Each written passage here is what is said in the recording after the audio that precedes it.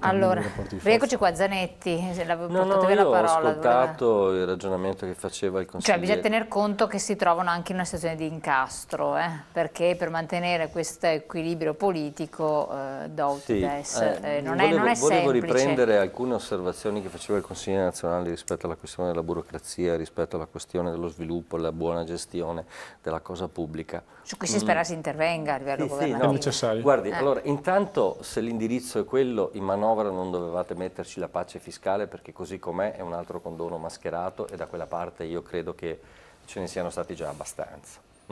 Ma se è l'unico modo per recuperare finanziare soldi? Su questo parliamo. Parlava di buona gestione della cosa pubblica. Guardi, a maggio dello scorso anno io ho fatto uno stage a Berlino su Industria 4.0 e servizi della pubblica amministrazione. Tra l'altro l'ho fatto con Confindustria, che gentilmente mi aveva invitato. E le dico che tra le tante cose che sono emerse c'era proprio l'aspetto che, perché anche per gli imprenditori tedeschi la macchina pubblica tedesca, che pure insomma viaggia a un ritmo diverso dal nostro, è esageratamente burocratica. Però c'è una differenza. Qual è la differenza? È che lì non si scherza su due principi che sono assolutamente, come dire, intoccabili. Che le tasse si pagano, perché se non si pagano vieni salatamente punito, e lì non si parla di condoni, e lì si mette in condizione la buona impresa di avere facilitazioni buone, non l'impresa a prescindere, perché sappiamo bene che anche questo è stato negli anni passati un tema sensibile. Chi ha fatto buoni investimenti merita uno sconto fiscale, un atteggiamento fiscale di un certo tipo. Chi ha utilizzato elementi di finanziarizzazione per fare impresa forse non merita lo stesso trattamento di chi attraverso il sistema di impresa ha creato ricchezza, ha creato lavoro e ha creato quindi anche aspettative di crescita del paese. E queste due differenze, questa dicotomia tra il sistema tedesco sia sul rispetto fiscale all'industria sia rispetto alla burocrazia è grandissimo. Mi dispiace doverlo ammettere, perché io non è che sono un germanico, sono un italiano, no? Però fa riflettere perché in questi anni siamo andati noi nella direzione totalmente opposta. Allora io penso che per riprendere la corretta via bisogna farsi la domanda semplice che, per esempio, per facilitare l'impresa riducendo le tasse bisogna entrare nell'ottica che le tasse le devono pagare tutti. E se questo è un paese che Banca d'Italia certifica ci sono 110 miliardi di evasione fiscale, 50 di evasione contributiva, beh, ha un problema, certo che ce l'ha un problema. E allora bisogna cominciare anche a fare interventi che portino al recupero di questa, che non è un'evasione, come dire, fisiologica, ma è spaventosa. Posso dire una cosa? Sull'evasione fiscale sono assolutamente d'accordo, però non dimentichiamoci che solo 24 ore, qualche mese fa, parlò di 187 miliardi di evasione fiscale, il 42% attribuibile alla delinquenza. Perché nel PIL viene conteggiato anche il reddito prodotto dalle attività delinquenziali, mafia, camorra, furti, scippi, stupri, droga, vendita di armi e quant'altro. Quindi già questi 187 miliardi, il cui 42% va attribuito all'attività delinquenziale, diventano molto meno, perché se tu vai a vedere dopo le alte percentuali, ai lavoratori autonomi, la quota di evasione e piccole aziende sul totale va dall'8 al 9% e noi continuiamo in modo, penso che assurdo, a continuare a indicare i piccoli negozi come i veri evasori. Però noi in Italia abbiamo un problema di ordine pubblico, non di evasione fiscale. Noi abbiamo delle regioni che sono completamente abbandonate alla criminalità organizzata. Giusto oggi ne hanno arrestati quanti qua nel Veneto? 50? E che grazie a Dio abbiamo delle forze dell'ordine che fanno un lavoro meraviglioso, grazie a Dio.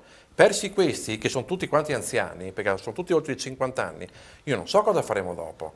Il problema non è l'evasione fiscale è il campanello d'allarme, ma se tu vai a vedere poi le seconde imputati dell'evasione fiscale sono le società di capitale, per un 22%. Poi ci sono i lavoratori pubblici con i doppio lavori, che hanno un 17%, e poi i lavoratori autonomi. Per cui quando si dice bisogna recuperare l'evasione fiscale, è vero, bisogna che anche tutte le categorie rientrino all'interno di un quadro di maggior di alleggerimento della pressione fiscale e che dove tutti quanti siano incentivati a pagare. Su questo siamo giustissimi, sono d'accordo. Ma se il maggiore evasore fiscale è l'economia delinquenziale, abbiamo un problema di ordine pubblico, non di tasse. E finisco. E poi esiste anche un problema, francamente, di visibilità per quanto riguarda la spesa pubblica. Se io faccio Padova, tanto visto che siamo qua, Padova-Milano, io devo fare 60 euro di gasolio, ne spendo 40 di autostrada, 45 di autostrada, sono 110 euro. Colonia, Monaco è la stessa cifra, quando io spendo 50 euro di gasolio, io ho finito. Noi abbiamo dei fattori anticompetitivi per le nostre aziende, per esempio è appunto le autostrade. Non è che si possa tornare indietro come degli elementi semplici ed elementari che sono adesso al governo, togliamo i pedaggi, togliamo le concessioni, ormai quello è e non c'è niente da fare. Però è evidente che se noi non possiamo intervenire su questi fattori che sono anticompetitivi, che rendono il trasporto, il traffico di perfezionamento passivo di tutti quanti i prodotti il doppio come costo solo per quanto riguarda il trasporto, figuriamoci se ci consideriamo anche tutti i contributi che ogni lavoratore per un datore di lavoro deve pagare, è evidente che se noi non interveniamo questi fattori qua, noi tra 2 anni siamo punto da capo con l'IVA al 25,3% e con l'IVA al 13%. Esatto, ecco, così da questo punto di vista. Mi tocca particolarmente il discorso dei trasporti.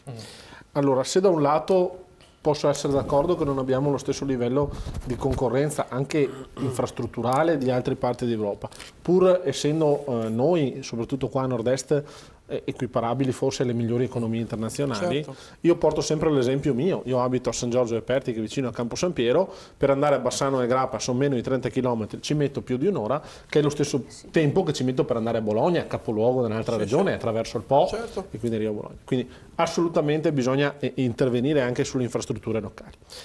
Dall'altro lato parlava di autostrade. Abbiamo degli esempi positivi però in giro per il territorio anche di gestione statale o comunque pubblica che potrebbero essere portati in giro per il paese. Quando si parla ad esempio di autostrade ricordiamoci che ci sono state delle regalie o comunque dei benefici di pochi, che hanno ricevuto pochi nei confronti dello Stato. Io porto l'esempio del più piccolo concessionario autostradale d'Italia, che è CAV, Concessioni Autostradali Venete, che è un concessionario autostradale della Regione Veneto che possiede il 50% della società, la Regione, il 50% l'ANAS, quindi il Ministero. CAV è una delle pochissime società in crescita, credo che abbiamo i migliori tratti autostradali, vedesi il passante di Mestre, i migliori, ma costosetti costoso, ok, però muove l'economia e soprattutto per una questione di etica pubblica lo statuto del concessionario pubblico di CAV prevede che tutti gli utili generati dalla buona gestione del concessionario da parte dei due soci vengano reinvestiti in infrastrutture nel territorio del Veneto. Quindi se da un lato è vero che magari paghiamo un po' di più il pedaggio, abbiamo sicuramente un buon servizio. Autostrade che belle come le nostre qua, quelle fatte recente, non ci sono in giro per l'Italia, ma da un lato paghiamo con il pedaggio anche la costruzione di tutto il sistema infrastrutturale correlato alle autostrade che girano da noi, cioè non abbiamo semplicemente la strada che arriva come in altre parti del paese. Quindi credo, prendendo lo spunto, che dei buoni modelli di gestione dove si può efficientare la spesa e in qualche modo generare anche poi lavoro e infrastrutture, quindi investimenti nel territorio, li abbiamo.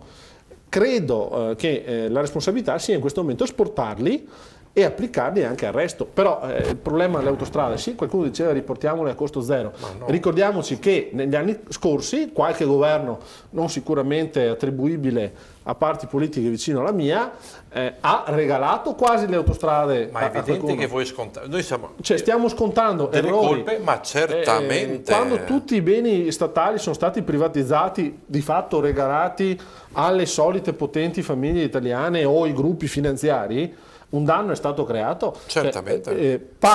Portavo l'esempio di un concessionario che gestisce forse 100 km di autostrada, che genera e su cui ricadono le potenzialità di investimenti importanti di tutta la rete correlata in Veneto. Su questo siamo assolutamente d'accordo. Resta il fatto di base che nessuno imputa al governo attuale in carica le politiche infrastrutturali precedenti, che sono imputabili essenzialmente ai governi D'Alema, Berlusconi, Prodi e compagnia cantante. Resta il discorso di base, tanto per restare in ambito del passante, che il traffico veicolare pesante in tangenziale è in fortissimo aumento, perché i camionisti hanno capito che se loro vanno dritti per Venezia non pagano il passante, che è una spesa notevole, e non è escluso che nel giro di 4-5 anni si passeranno la voce e andranno tutti dritti, perché il passante è caro. Con questo non vuol dire che il passante ci ha salvato. Io abito a Mestre, una volta era impossibile passare in tangenziale, adesso perlomeno ci si cammina, quindi nessuno dice che il passante non sia utile, però ricordiamoci che anche i costi per un'impresa che valuta adesso come adesso in un mercato fortemente concorrenziale, anche gli 8 euro, 9 euro che paghi in andata e in ritorno incidono sul prezzo finale, qualcuno comincia a fare di nuovo la tangenziale. Comunque, ribadisco, il passante è andato benissimo.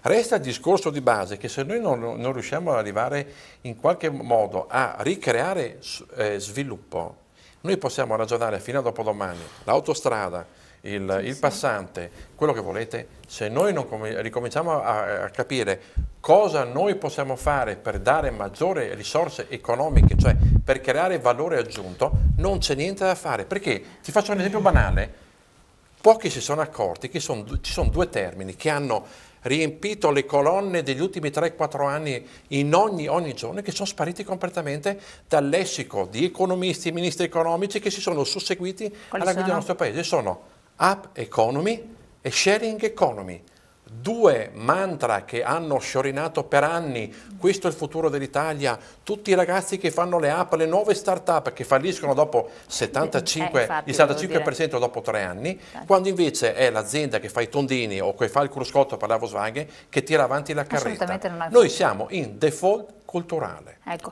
ultima cosa perché siamo in chiusura, si rischia un aumento 2020, aumento dell'IVA, che questo imbalsamerebbe ancor più i tanto risicati consumi degli italiani? L'aumento dell'IVA non è che si rischia, era programmato già per quest'anno, cioè probabilmente parte delle risorse che potevano essere destinate ancora in maniera maggiore a investimenti, a aiuti alle imprese, a infrastrutture pubbliche, sono andate a coprire il non aumento dell'IVA che era programmato già per quest'anno, e il fatto che sia stato spostato l'anno prossimo costringerà il governo a fare i maggiori sforzi possibili per trovare risorse per non aumentarlo ancora. Ma abbiamo ereditato una situazione per cui al 1° gennaio 2019 l'IVA sarebbe dovuta aumentare. Su questo il discorso è vero. Ed è una cosa che era programmata, come in maniera minore era programmata la fattura elettronica.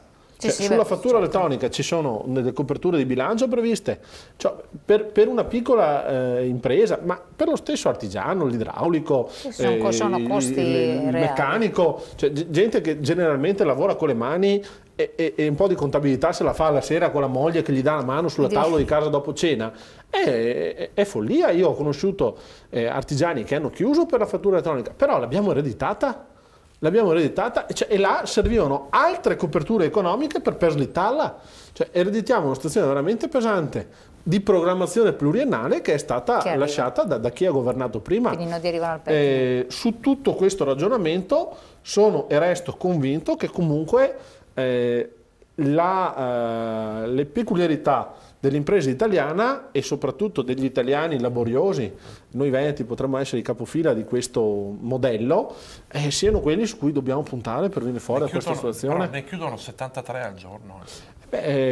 Questo è un dato che se io fossi il ministro dell'economia mi farei una domanda. Se ne chiudono 73 al giorno, sì, dello sviluppo economico, io mi farei una domanda. Se chiudono 73 tra piccole e medie imprese, esercizi commerciali, tanto per restare qua a Padova, ragazzi, senza andare a parlare, noi abbiamo la questione del centro di Padova, dove in 2 mesi hanno chiuso 3 punti vendita in via San Fermo, che non è una via secondaria, è una via principale di Padova, hanno chiuso 3 negozi e il sindaco si oppone anche ad un nuovo parcheggio. Capite bene che c'è qualcosa che non funziona. Ma là entriamo nel merito specifico di realtà. Era per fare un esempio, ma era un esempio per fare, perché noi spesso parliamo del sesso degli angeli. Poi si parla anche di lei parlava di sharing economy, parliamo anche di innovazione, di sviluppo.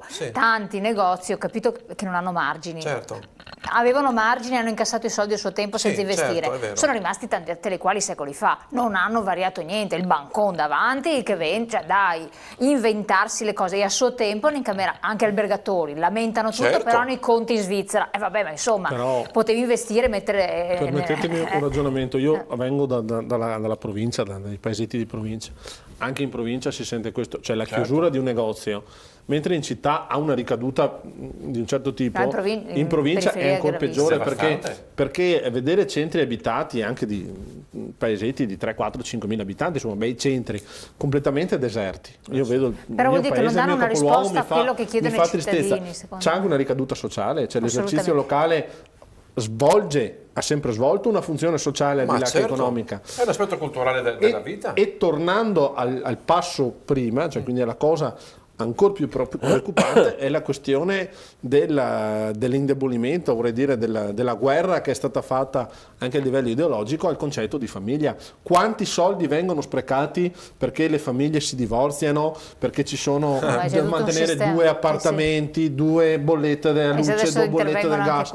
Cioè, queste ricadute qua hanno avuto una grande, secondo me, hanno avuto in conseguenza grandi ricadute anche sull'economia, cioè troppe risorse anche delle famiglie vengono spese, divise in questa maniera qua. Io devo interrompere perché siamo arrivati proprio alla fine. Scusatela di... No, ma fatemi dire, battuta di chiusura che mi chiede la parola. Battuta Zanetti, di chiusura, ho trovato molto apprezzabile il riferimento, anche se era contestualizzato, al deficit culturale. Io penso che il primo grande problema che abbiamo come sistema paese è questo: non c'è capacità di visione né da chi ha governato prima e purtroppo devo dire neanche da chi governa oggi. E questo deficit che è culturale impedisce di affrontare gli enormi problemi, perché non c'è dubbio che siano, con un sistema di visione. E quindi quando sconti questa incapacità, poi tutte le cose che metti in piedi sono sempre di seconda mano, sono dei surrogati. Bene, io devo chiudere perché vorrei ancora discutere di questo, avremo ancora modo di parlarne insieme perché periodicamente riprendiamo certi temi. Buon lavoro, le auguriamo buon lavoro anche a voi naturalmente, grazie di essere qui con noi, a voi telespettatori buon proseguimento. Dopo la pubblicità abbiamo l'angolo con Zara per parlare di finanza, grazie e buon proseguimento.